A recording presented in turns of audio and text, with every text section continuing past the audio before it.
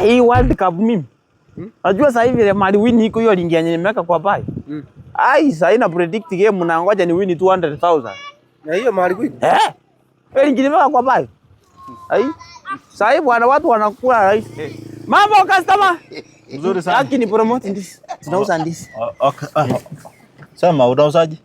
Hii 10. Hii ni 20. Sitaki ndizi. Sitaki hiyo. Lakini sasa si mimi ndo nimekusimamisha kwa kwanza. Kwani si mtu anaweza nunua kwake? Si mtu lakini si mimi ndo nimekusimamisha. Mimi nishanunua. Kwani mnafanya kazi namna gani huko? Kwa hiyo kituo mnafanya kazi aje? Si hivyo ndio tunafanya lakini sasa si mimi ndo nimekusimamisha. So sasa kama sijisikii kununua kwako. So nilifanya time so niliwaste masaa yangu ya kukusimamisha, si ndio? Unauzaje custom? Ndizi ni 50. 50. Mimi sikuwa najisikia kukula ndizi. Au uko unajisikia lakini sasa jisikie. Tuma pesa. Sasa ni biashara mtafanya namna hii kama wewe tuma pesa. Mwingine rungu. Tume pesa juu tumewapembeleza tumewaambia hapa Keumbu.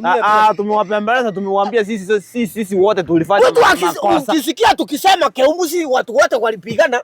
Mbona mnatuweka pamoja? Watu wenye waliruhusa mawe sisi hatukuwa. Tumeomba mnataka tutoe nguo ndio mjue tumeomba msamaha. Sisi hatukuwa huko. Ni kweli makosa ilifanyika, tumeomba msamaha. Sisi hatukuwa huko. Tunatafuta risiki. Mawe sisi hatukuwa. Hata nikuwekea namba. Tunatafuta risiki.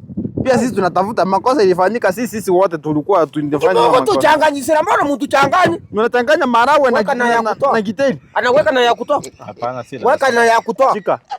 Toko batahitaji mtu kwa sisi wote. Hata kwanza wenye walifanya makosa wameshikwa sahihi, wako kituo cha polisi. Mkaana mama mmoja mkaanza kuwekelea kwa mama wote kwa soko. Keumbu sisi watu wote wabaya. Ametuma. Tutakuwa tunauza na rungu. Kuna kuanga kokora ni rungu.